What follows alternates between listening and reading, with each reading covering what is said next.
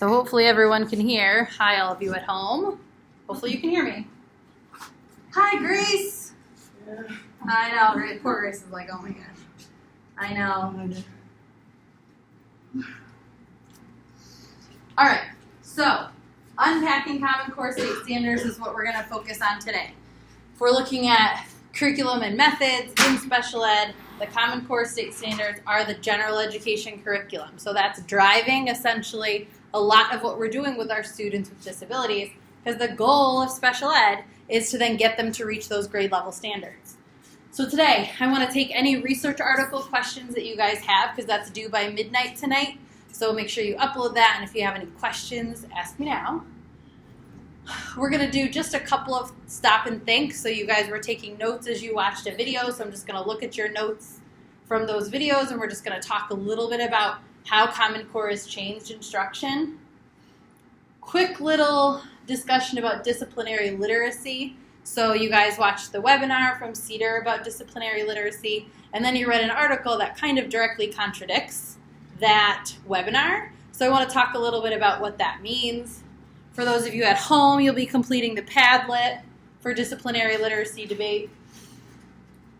We're going to do an unpacking standard activity. So your videos and your homework for today was looking at unpacking the standards. I'm sure you noticed the Common Core state standards are huge. And when we work with students with disabilities, it can be really challenging for them to accomplish these standards. So what we're going to do is we're going to practice unpacking them together. Then what we're going to do is you guys are going to try and do it in groups, and I'm going to show you some resources to help with that. Because in most cases, in your jobs, they will ask you to align your students' goals and objectives on their IEPs to the Common Core state standards. So what we're going to practice today is how to actually do that. So we're going to do an unpacking activity, and then we're going to look at Goalbook, which is a website to help you do this as a special education teacher. Doesn't do all the work for you, but at least starts the process. Okay. So first off, do we have any questions about your research article assignment that's due tonight by midnight? I know Carla asked a question about if you need a cover page, which you do, but you do not need an abstract. Anyone else have any other questions? So is the summary like basically short?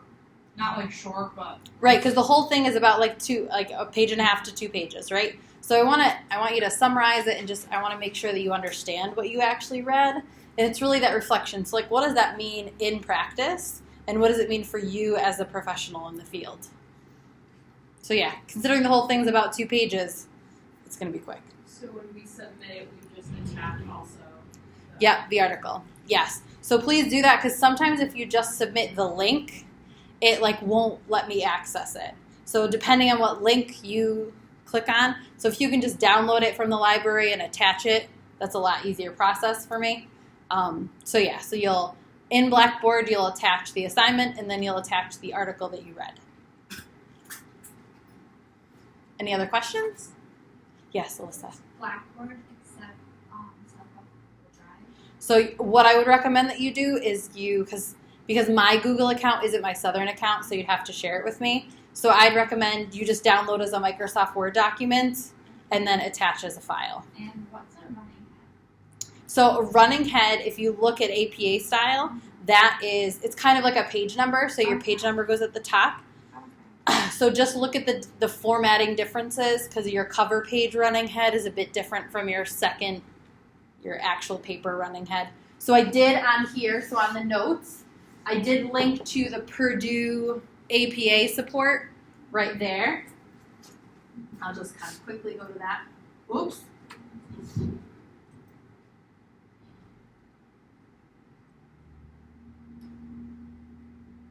Oh, was that the wrong? My links get all crazy. There we go. Great. So they have an example right on Purdue. So like this is your cover paper. So you can see here they have running head and your page number. And on your cover page, it's really just the title of your paper, your name, and then your university. So it's pretty cut and dry. But you can see, and it'll explain, like on your second and third page, you don't have running head. It's just your abbreviated title. I know it sounds really nitpicky, but again, APA style is never going away in education. And in the field of education, you have to get your master's. So, and it's always APA. So putting in the time to kind of understand how to do these formatting nuances in Microsoft Word, it's worth it because it'll keep coming back. And when you live, eat, and breathe APA, like faculty members do here, not having some of these things, it sticks out like a sore thumb. So it sounds nitpicky again. Like, for example, your numbers, Microsoft Word will automatically do Calibri because that's the default font. This needs to be Times New Roman. So, but like the 1 in Calibri looks very different from the 1 in Times New Roman. Super nitpicky, and I think that's only like half a point on your rubric, but just things to look out for, because again, as a professor, all I do is APA, so it's really like these things come out like they jump out at me. Just building the skills, because it'll come back. Any other questions about this? Great. All right, so what I would just like you guys to do, and we can just have a discussion instead of doing a think, pair, share. So those of you at home, I need you to write a response to this, and you're going to email it to me. How does the Common Core State Standards affect classroom practice? So you guys watched a video on a particular grade level. So what's different about the Common Core State Standards, different from what we did before? Everybody from the same page. Everybody's on stage. So what does that mean? Elaborate a little bit more, because you're right. So even like it doesn't even matter what kind of teaching style that you have. Everybody in the same school, in the same grade, on the same page, in our state, in like all 48 states, I think they said, or 49. So Right. everybody's learning at the same level. Right, which is really important, right? Because we had very different standards based on whatever state you were in. So it just kind of puts everybody at a unified front. Good. What else? What else changed about teaching, Alyssa?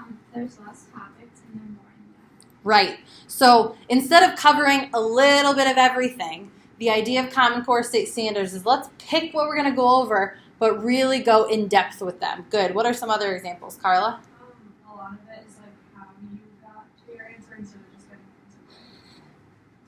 Yes. So it talks a lot about discourse. And that was kind of one of the things that comes up is it talks about the rationale behind how you got your answer and why. And so I don't know if you guys in math, your teacher was always like, show your work, right? So if you put your math answer, show your work. Why did your math teacher have you show your work? What was the point of that? Not just torture. To Yep, go ahead. to show understanding. Right. And even more than that. Yeah, that you already know it. You have to prove. It's the kind of proof. So that the teacher know that you get the message was brought, and you are able to reproduce or do the songs. Right, to produce the answer, right? Your processes. Fidena, did you want to add to that? Yeah, in addition to not only proving that you know what the information is or what you've learned, but it also shows the teacher your thought process. So even if it isn't the correct answer, it shows how you got to it, so that maybe you could go back and see, oh, this is where he or she made a mistake, and this is how I can go about reteaching. Right, because usually, Christina, did you want to add to that? Oh yeah, I was gonna say the same thing, and yeah, it shows exactly like how you're doing it, and also to make sure like you're not just copying answers off someone else. Right. So really, and most of your math teachers, I'm sure, were like, even if you got the answer wrong, you got credit for taking the steps right. Because for the, let's say if you were doing the order of operations, right? Remember, everybody remember PEMDAS? So you do your parentheses, your exponents, right? So you could understand PEMDAS. If I'm the teacher and I just want to know that you can execute that, maybe you messed up on multiplication, so your answer's wrong, but that's not really what I'm trying to test you on, right? I want to know, do you understand order of operations? So I'm giving you your rationale. You're telling me why you made that answer and why you got that answer. And that's, so the Common Core State Standards focuses on that in all grade levels. So tell me your rationale as to why. So having students understand more about their learning and about the learning process rather than just the product. And we focused so much on the product and those standardized tests before Common Core state standards that we kind of lost the learning process. Sounds like a great idea, right? Were you guys like, oh my gosh, after you watch those videos, right? Anything else kind of come up? How did they change classroom practice? You else want to add to that? Go ahead, I feel like it Gabriella. was more student-based instead of the teacher just standing and lecturing the whole time. It's a lot of group work, like kids working together instead of by themselves or trying to figure it out by themselves, and the teacher just basically saying it to them. Right. It kind of flipped the whole dynamic of the classroom. Good. No, Monica, do you want to add to that? I was just going to say, I remember in the video they were using a lot of manipulatives too, in group work and especially math. I think they were using coins and stuff to show how they were getting their answers. Right. Absolutely. Anybody else want to add to that? So I think the other thing too is specifically in math, right? Is that math is taught a different way. So I don't know if you guys had Common Core math, or I think you were probably right on the cusp where 1 year math was one way, and then all of a sudden I think Common Core was next year, and it was whoa, life is different in school. So one of my issues with this is that we rolled out Common Core all at once in Connecticut, right? So we're 1 year we did the CMT and we had our Connecticut learning standards. The next year we went to Common Core. What's the problem with that if you're in school? If you're an 8th grader, in 7th grade we did Connecticut standards, in 8th grade we're at Common Core. Alyssa? Well, there's no transition in between, so kids going from lower grade are going to start off doing something they don't know. Right. So the whole point of Common Core is that we build this foundational knowledge and then we keep building from that, right? So if we look at those anchor standards, we teach them one thing in kindergarten, and from those foundations, we keep building on it. So how should we have rolled out Common Core? How should it have been, Alyssa? Starting with the new grades, then implement it, so as they're going up through their grades, they have that, but also finish the other kids off with what they were. Right. So if we were rolling this out appropriately, we should have just started in kindergarten, right? So all kindergartners in the state of Connecticut got Common Core. And then when that group of kids went to 1st grade, now all 1st graders have it. And we should have brought kids up. But instead, because that's how we do it, we implemented Common Core, and not only do we mess up kids, but we messed up teachers. And so now, teachers who have never taught this way are trying to teach things that kids don't know.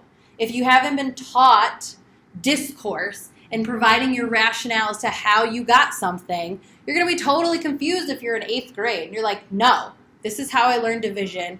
This is why you're not laying the groundwork. So that's why a lot of teachers hate Common Core, is just because of the way it was rolled out. We're not really able to see the effects of Common Core until really right now. Now we've got kids who have gotten Common Core from their whole entire existence. And then, of course, legislation changed, and we didn't need to use Common Core anymore, but we still use it in Connecticut, thank God. But foundationally and conceptually, it makes a lot of sense. But there was a lot of hatred towards it in the beginning because of the way it was rolled out. Okay. So that's for people at home. Got it. Good work, guys. So now what I just want to discuss is the pros and cons. So who can tell me what is disciplinary literacy? What was that beautiful webinar that you sat through on Monday? What did it talk about?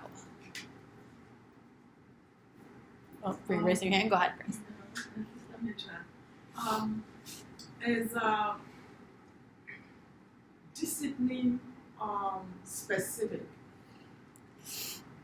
Like for science, what they are supposed to know, the vocabulary involved in science and math, in history, to build on things like that or research as pertaining to each subject. Right.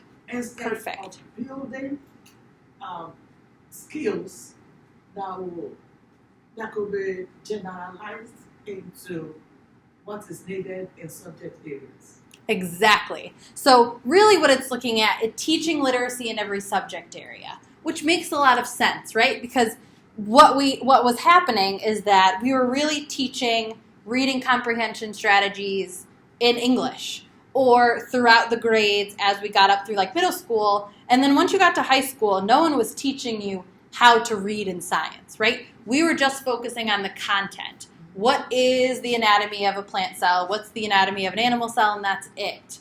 So what's the positive of this disciplinary literacy? What did this webinar talk about? Why is this so important? Why teach these skills? So basically, the whole goal is to like get kids ready for college and their career and understand more of like what they're reading and the research behind everything. Right. Because most kids are going to go to college and not know how to read certain vocab words, and instead they should know everything that they're reading.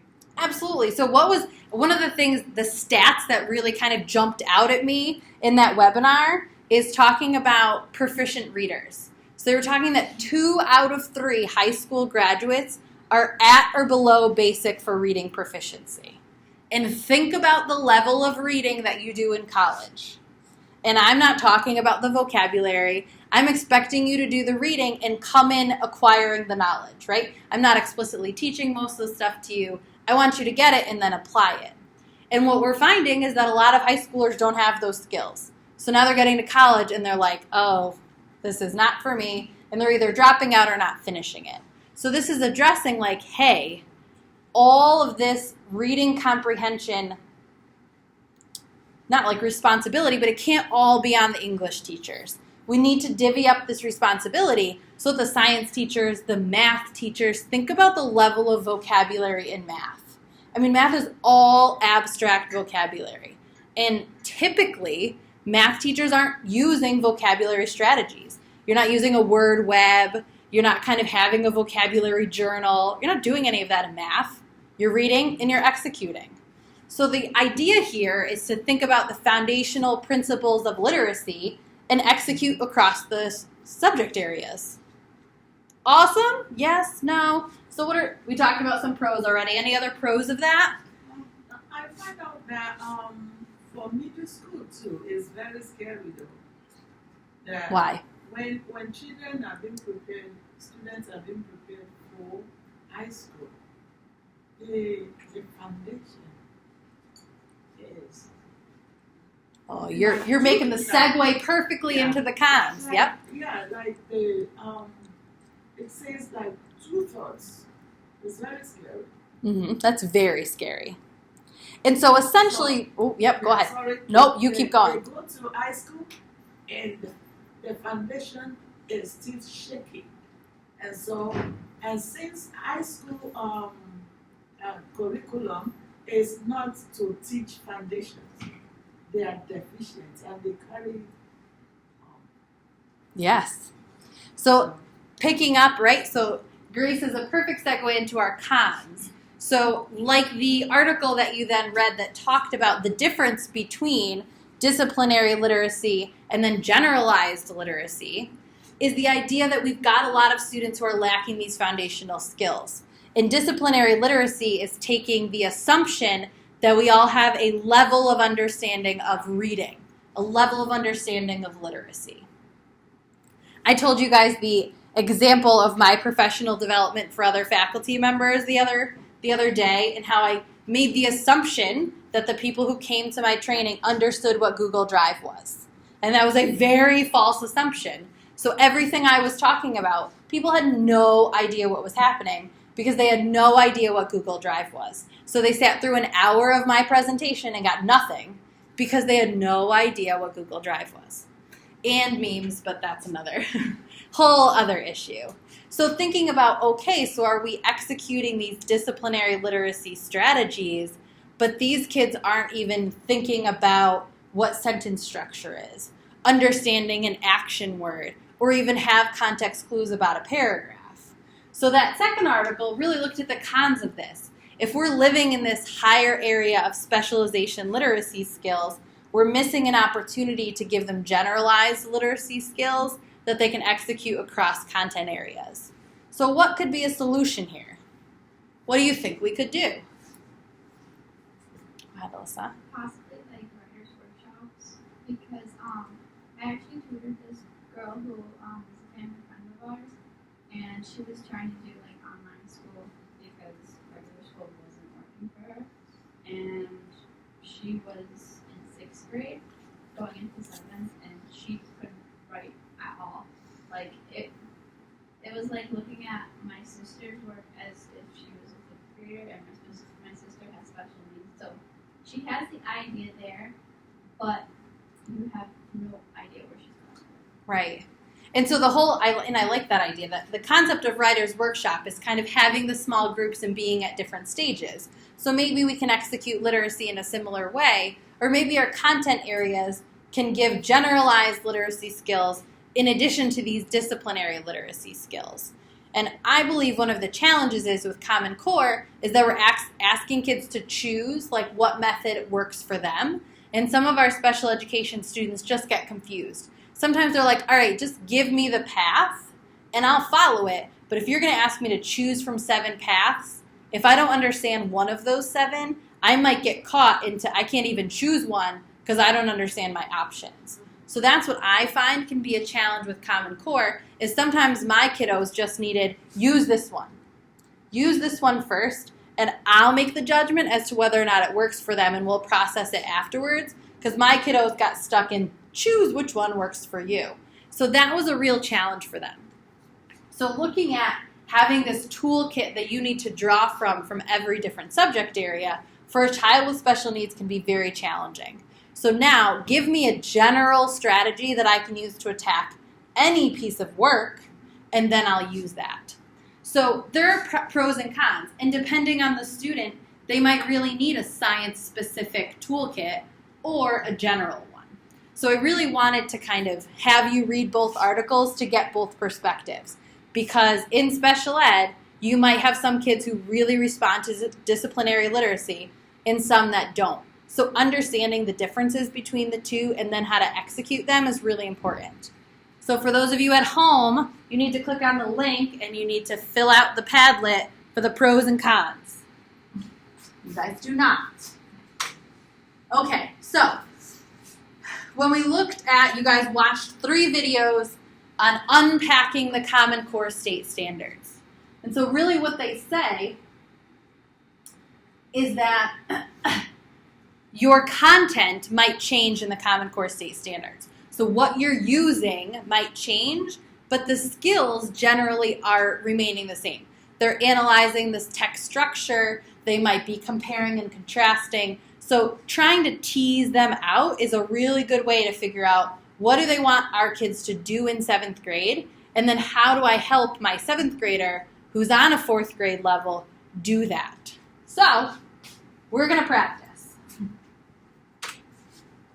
So let's I forgot my marker.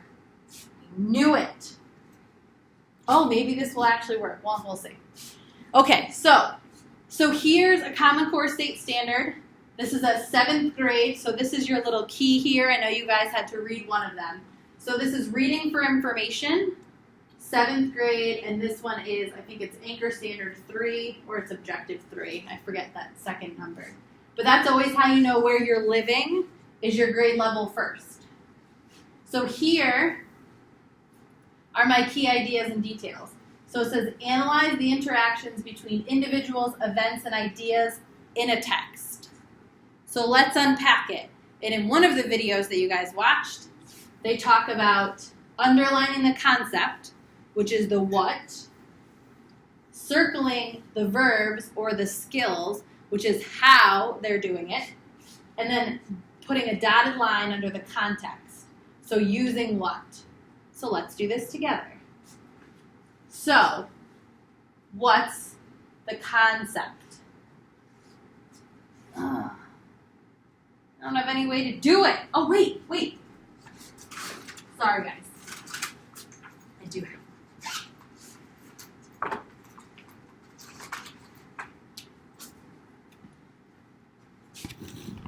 Okay. So we have analyze. Are we all thinking? How individuals, events, and ideas influence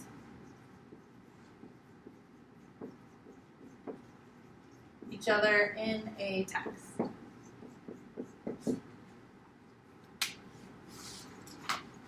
All right. Does anybody see the concept? What's the what? What are we doing? Analyzing.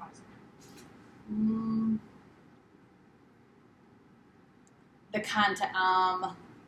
Is that an action? Yeah, I guess. Yeah. Right. So then what would that be? What would analyze be? How? Good. So I'm going to circle analyze because that's my verb. That's my action.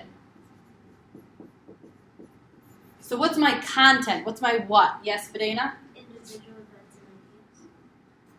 Influence. So how they influence each other. So I want to see how individuals, events, and ideas influence each other. That's my content. That's my what. So I am not dotting that. I'm underlining it. How individuals, events, and ideas influence each other.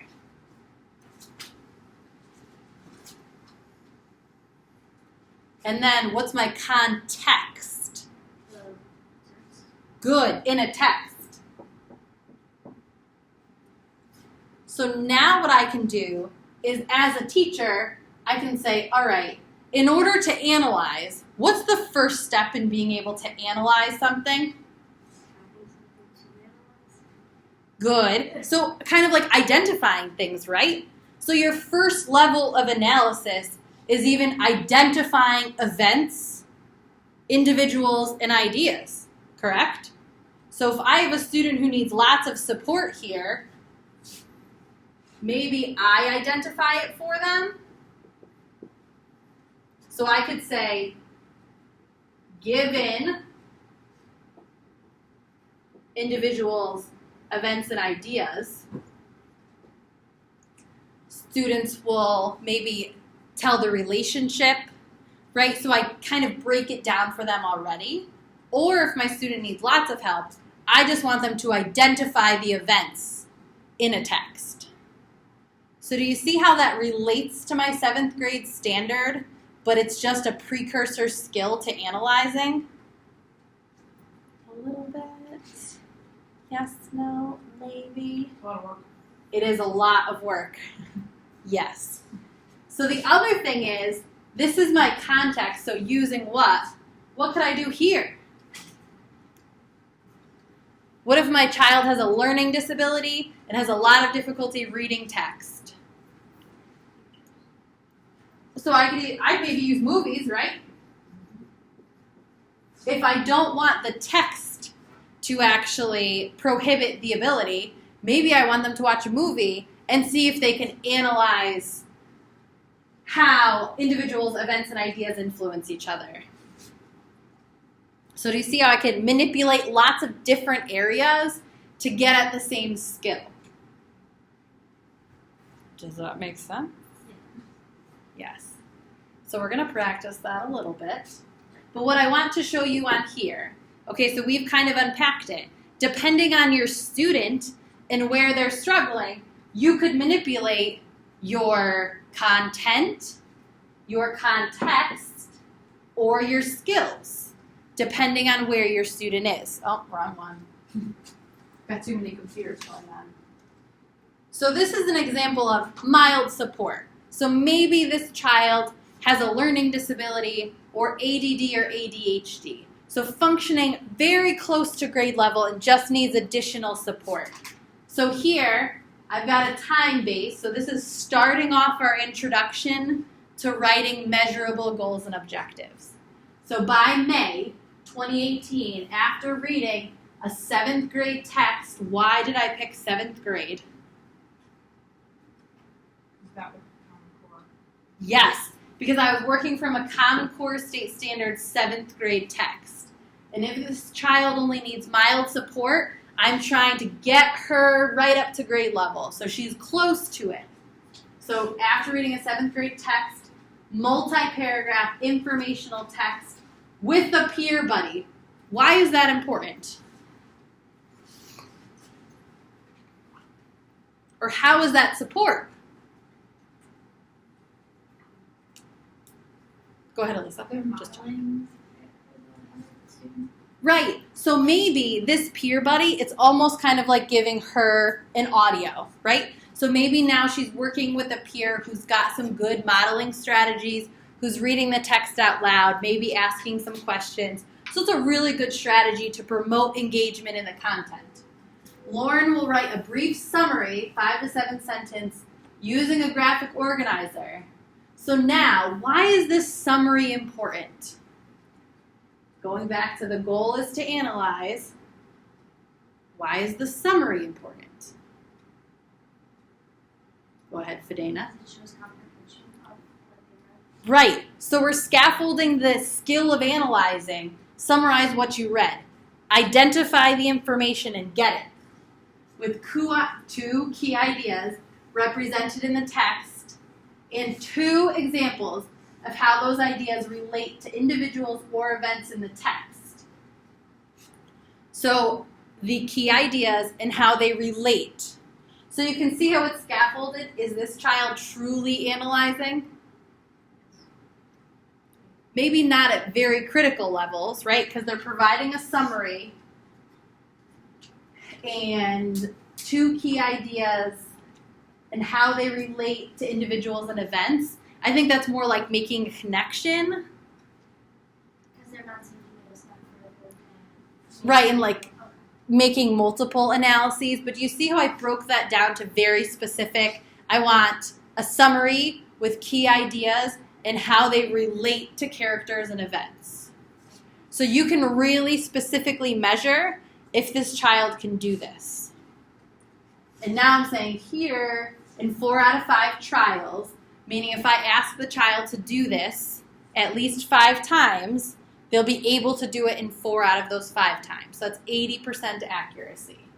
As measured by, and so here, I'd probably choose a rubric, because I'd have a rubric to score my other 7th graders, looking back at those curriculum-based measures, right? Criterion referenced. So now I can see how this child is doing on this. Does that make sense? Kind of, yes, no? All right, let's look at the next level, right? So this is mild. Now let's look at moderate, okay? So now this child needs more support. By May 2018, after reading a single paragraph informational text, what changed from the previous one? It's not a multi-paragraph. Good. So my context has changed. We're going from reading multi-paragraphs to just one, and at her instructional level. So it's Not sort of free. Good. So it's no longer grade level. So I don't have a peer buddy now, so I want to make sure that this is on her grade level. So if she's reading at a 6th grade level, she's getting text at 6th grade, even though she's at 7th grade. So I'm changing the context here.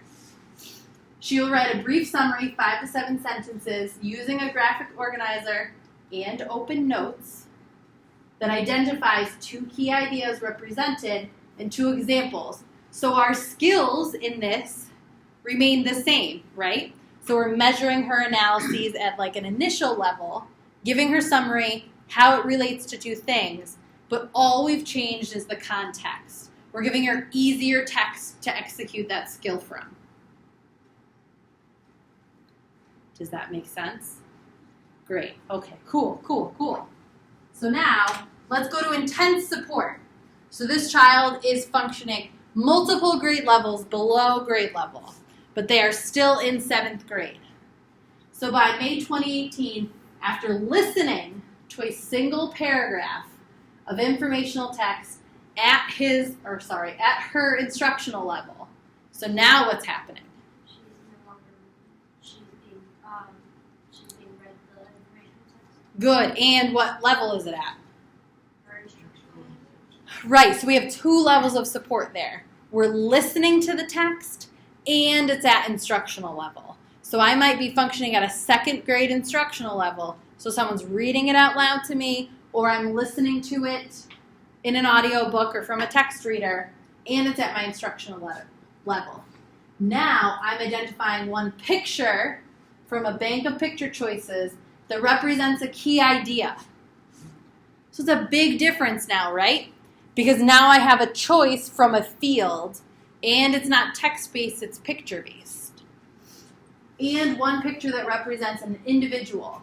So I'm choosing an individual or an event, and a key idea. So maybe I'm reading or listening to a passage about Martin Luther King.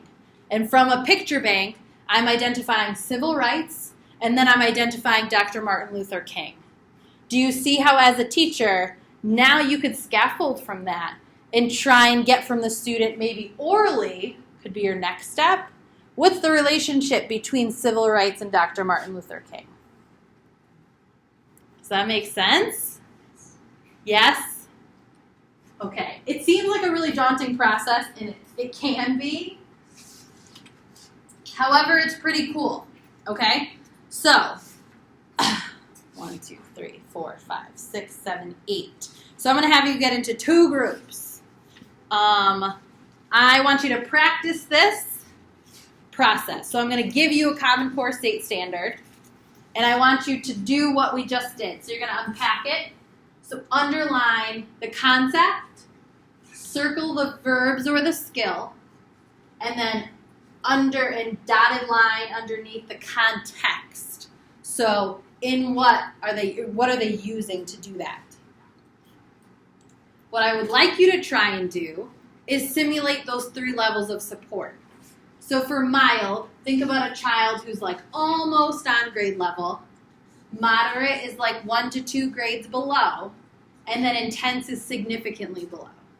So use those models from the ones in the notes to try that out. What I would like, because we've got a good peppering of devices here, is for one person in the group to record what you have on the slides. If you type this in, this is a link to get to the slides to edit them. All right, so I'm going to try and group you. So maybe like 1, 2, 3, 4. You guys over here, and then you guys over here. Let's do...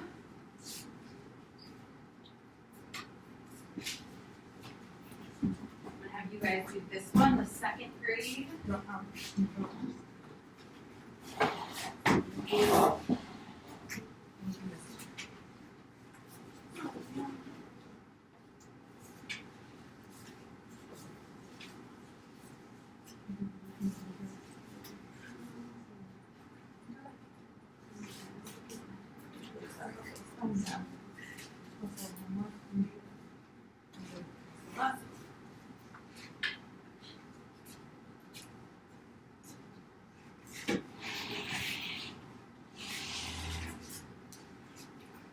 Aaron, do you have them pulled up?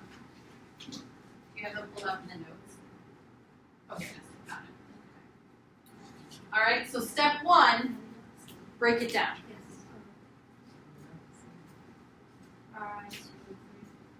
Yes. Let's do them now.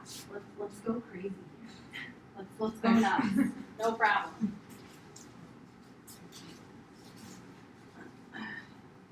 Is this where we're putting it, right? Obviously. Yep, right underneath the math one. Yeah, it's the 16th slide, so I can just write it down. Do you want us to write in the unpacking too, or just those? You can just do, because the unpacking gets a little bit clunky, Yeah. so you can just handwrite that one down and then just write in your supports. Yep. Just make sure everybody is in agreement with the unpacking. Yeah. Okay, so everyone at home, you are going to pick one of the remaining ones. So we have a 3rd grade reading for information, 6th grade writing, and wait for it. 2 3rd grade reading for information, sorry. So you have 3 other options. So you want to pick one and add your example. So there will be multiple for each of them, but you want to add your unpacked standard. So you will need to try and circle and then dash, and then pick your 3 ways to scaffold it, which is on there. So you're going to do that in an email, so you can do it handwritten or you can type it all out, but I want you to unpack one of the standards, provide 3 levels of support, and email that to me. So you've got quite a bit to email to follow up for today. And so please feel free to email me if you have any specific questions. Don't forget to review your homework for Monday, which is posted on Blackboard. So you are reading chapter 10, which is scanned in, and that's on writing IEP goals and objectives, and the video on writing SMART goal and objectives. Please email me if you have any questions.